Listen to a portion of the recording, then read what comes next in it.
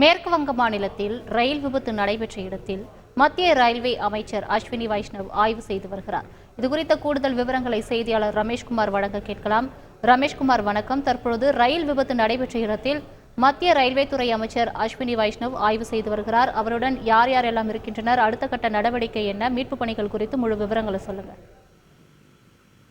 மேற்கு வங்க மாநிலம் டார்ஜிலிங் பகுதியில் ரங்காபாணி என்ற இடத்தில் பயணிகள் விரைவு ரயிலின் மீது சரக்கு ரயில் மோதி விபத்துக்குள்ளானது.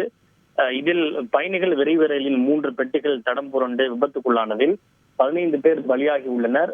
60க்கும் மேற்பட்டோர் காயமடைந்துள்ளனர்.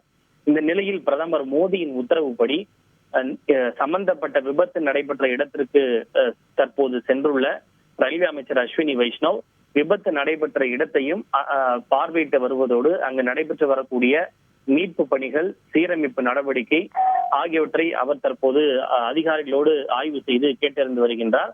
இதனைத் தொடர்ந்து செய்தியாளர்களிடம் பேசிய அவர், இது பிரதான வழித்தடம் என்பதால் சீரமைப்பு நடவடிக்கையில் தான் தற்போது தங்களுடைய முழு கவனமும் இருப்பதாகவும் இது அரசியல் செய்வதற்கான நேரம் அல்ல என தெரிவித்துள்ளார்.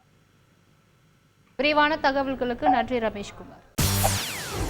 செய்திகளை உடனுக்குடன் தெரிந்து கொள்ள உடனே சப்ஸ்கிரைப் பண்ணுங்க.